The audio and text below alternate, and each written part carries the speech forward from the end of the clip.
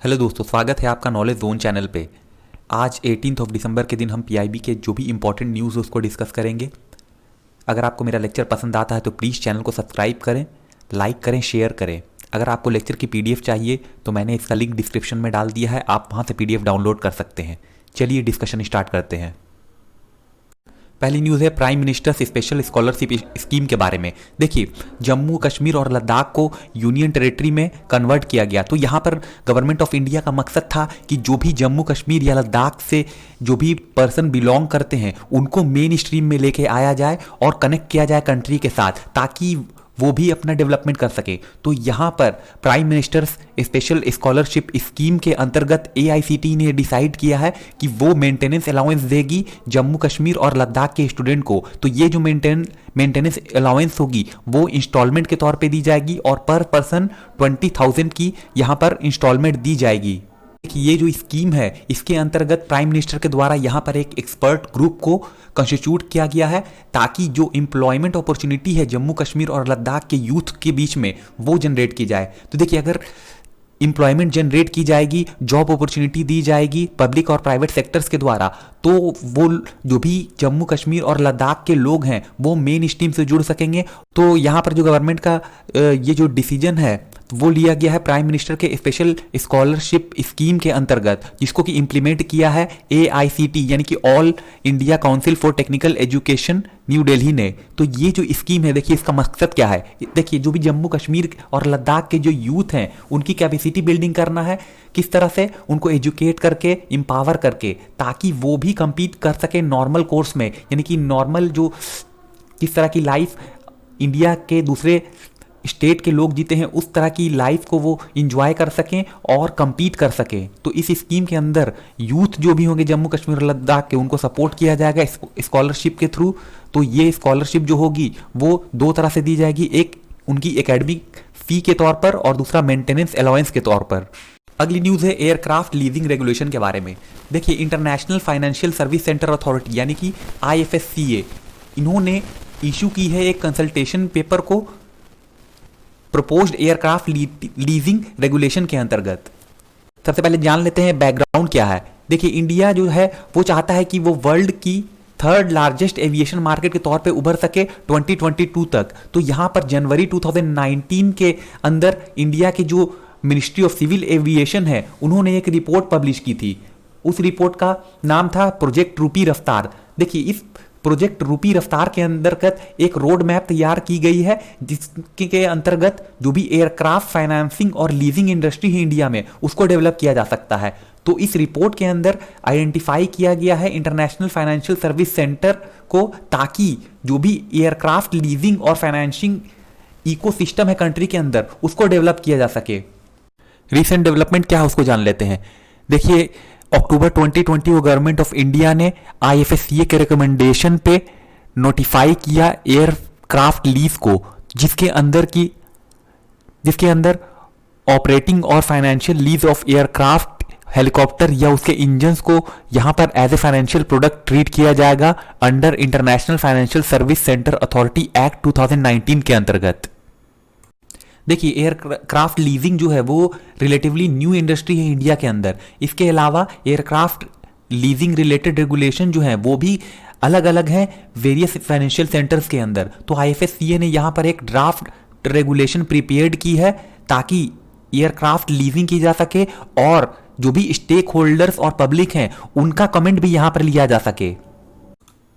अगली न्यूज़ है GPS based toll collection system के बारे में। तो यहाँ पर union ministry of road transport and highway and MSME Shri Nitin Gadkari ji ने कहा कि गवर्नमेंट ने फाइनलाइज कर दिया है GPS based technology toll collection को। देखिए, जीपीएस कहने का मतलब कि global positioning system based toll collection, जिससे कि क्या होगा, यहाँ पर इंश्योर किया जा सकेगा कि जो व्हीकल की जो मूवमेंट है वो बिल्कुल ही सीमलेस हो सके। तो उन्होंने कहा कि इससे हम इंश्योर कर रहे हैं कि 2 साल के भीतर हम टोल बूथ फ्री कर देंगे इंडिया को।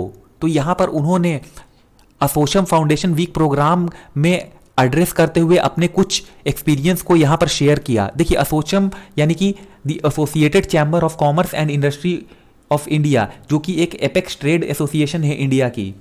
तो यहाँ पर उन्होंने जो थीम है नेशनल इंफ्रास्ट्रक्चर पाइपलाइन की, उसके बारे में बताते हुए कहा कि ये काफ़ी क्रिटिकल है, जो भी इकोनॉमिक रिवाइवल है अक्रॉस द सेक्टर उनके लिए।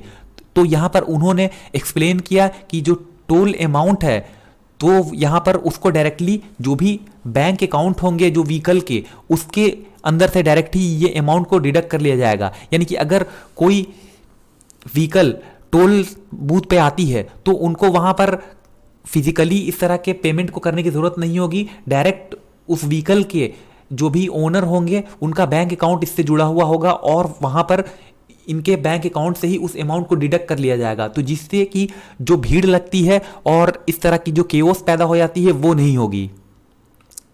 इसके अलावा उन्होंने कहा कि जो कॉमर्शियल व्हीकल हैं वो सारे के सारे अब व्हीकल ट्रैकिंग सिस्टम के साथ आ रहे हैं और गवर्नमेंट यहाँ पर सोच रही है कि जो प्रीवियस या ओल्ड व्हीकल्स हैं उनमें भी इस तरह की जीपीएस टेक्नोलॉजी को इंस्टॉल किया जाए। तो उन्होंने कहा कि अगर जीपीएस टेक्नोलॉजी का यूज़ किया जाता है तो टोल कलेक्शन जो होगा नेक्स्ट 5 ईयर के अंदर उससे जो इनकम होगी वो होगी 1,34,000 करोड़। अगली न्यूज़ है विवाद से विश्वास स्कीम के बारे में। तो यहाँ पर इनकम टैक्स डिपार्टमेंट गोवा ने एक ऑनलाइन सेमिनार हेल्ड की विवाद से विश्वास स्कीम के अंतर्गत। तो यहाँ पर ये जो सेमिनार की गई है वो की गई है Goa chamber of commerce and industry, chartered accountants, tax professional और जो दूसरे अदर स्टेक होल्डर्स थे उनके साथ मिलकर के। तो यहाँ पर मिनिस्टर ने कहा कि जो इंडस्ट्रियल डेवलपमेंट है उसके थ्रू एम्प्लॉयमेंट जनरेशन किया जा सकता है और कंट्री के अंदर जो भी पॉवर्टी है, गरीबी है, उसको समाप्त किया जा सकता है।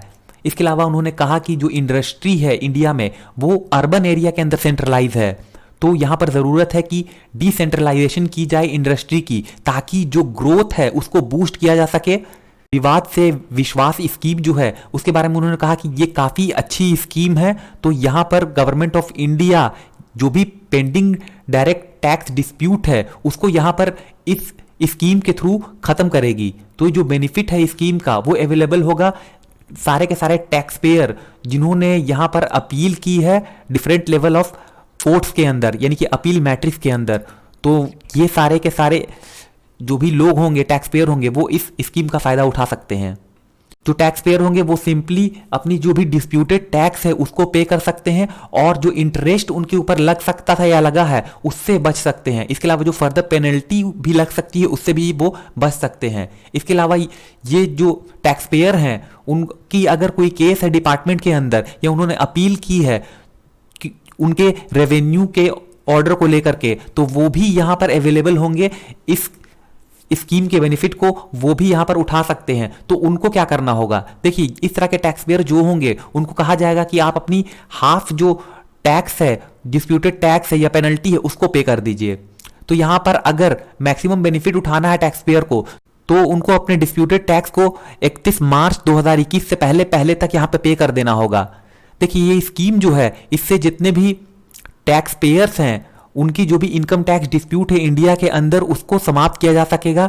तो इसमें जो भी नॉन रेसिडेंशियल एक्सेस है वो काफ़ी बड़ी समस्या है। तो ये सारी समस्या जो है वो दिल्ली, मुंबई, चेन्नई, कोलकाता और इस तरह की दूसरी सिटीज़ जो हैं उसके अंदर काफ़ी ज़्यादा है।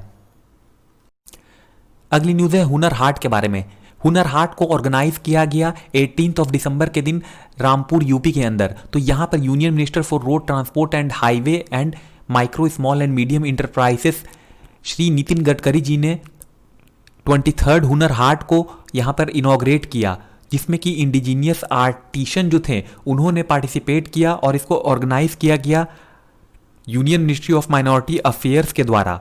तो यहाँ पर यूनियन मिनिस्टर जो हैं श्री मुख्तार अब्बास नकवी, इसके अलावा जो डिफरेंट मिनिस्टर्स थे जैसे Uttar Pradesh cabinet minister of khadi and village industry, तो वो यहाँ पर एज ए चीफ गेस्ट इस ओकेजन पे उपलब्ध थे। तो नकवी जी ने कहा कि जो इंडिजीनियस प्रोडक्ट है मास्टर आर्टिशन के द्वारा जो बनाया गया है वो इस हुनर हाट का मेजर अट्रैक्शन रहा। तो यहाँ पर जो लोग थे उन्होंने काफ़ी ज़्यादा इंजॉय किया जो ट्रेडिशनल डेलिकेसीज थी उसको। तो हुनर हाट के अंदर डिफरेंट कल्चरल प्रोग्राम्स को यहाँ पर ऑर्गेनाइज किया गया। जो थीम थी जान भी जहान भी उसके अंदर, तो यहाँ पर डिफरेंट रिनाउंड आर्टिस्ट भी मौजूद थे तो ये भी एक तरह का अट्रैक्शन रहा इस हुनर हाट के अंदर। देखिए, हुनर हाट एक ओकेजन हो गया है हमारे कंट्री के अंदर, तो यहाँ पर एक फीलिंग आती है कम्युनल हार्मनी की। देखिए, इंडिया की हमारी खासियत क्या है, क्या है विशेषता? हमारी कंट्री की विशेषता है यूनिटी इन डाइवर्सिटी में, यानी कि हम डाइवर्स कल्चर को अटेन करते हैं बट इसमें भी हमारी यूनिटी है। तो काफ़ी एक अच्छा माहौल यहाँ पे क्रिएट हो जाता है। इसके अलावा यहाँ पर कवि सम्मेलन को भी ऑर्गेनाइज किया गया, जिसकी जो थीम थी आत्मनिर्भर भारत उसके अंतर्गत। तो ये काफ़ी अच्छा माहौल बन जाता है इस हुनर हाट के अंदर। तो ये थी आज की सारी news. Thank you very much for discussion.